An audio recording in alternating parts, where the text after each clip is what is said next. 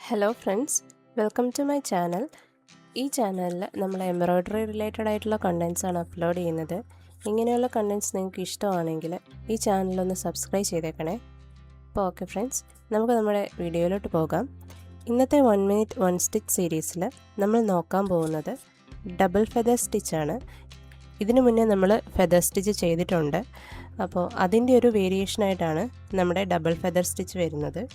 Feather stitch എങ്ങനെയാണോ ചെയ്തത് അതേ മെത്തേഡിൽ തന്നെയാണ് നമ്മൾ ഡബിൾ ഫെദർ സ്റ്റിച്ച് ചെയ്യുന്നത്.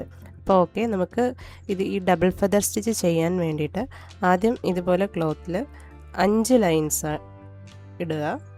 നമ്മൾ ഫെദർ സ്റ്റിച്ച് ചെയ്യുമ്പോൾ 4 ലൈൻസാണ് യൂസ് ചെയ്തിട്ടുള്ളത്.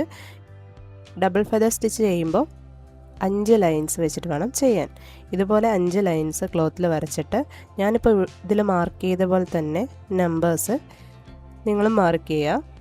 അതിനുശേഷം 1 നീഡിൽ മുകളിലേക്ക് എടുത്തിട്ട് അത് 2 താഴത്തേക്ക് എടുക്കുക. താഴത്തേക്ക് എടുക്കുമ്പോൾ ശ്രദ്ധിക്കണം, ത്രെഡ് ടൈറ്റ് ആക്കരുത്, കുറച്ച് ലൂസിൽ പിടിക്കുക.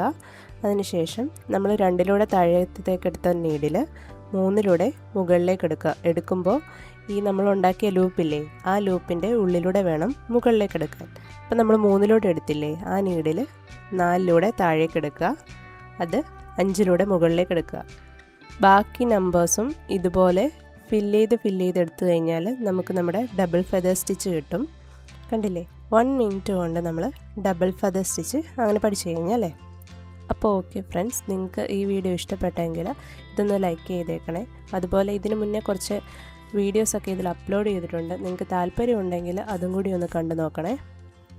ഓക്കെ ഫ്രണ്ട്സ്, നമുക്കിനി അടുത്ത 1 മിനിറ്റ് 1 സ്റ്റിച്ച് സീരീസിൽ കാണാം. Bye bye.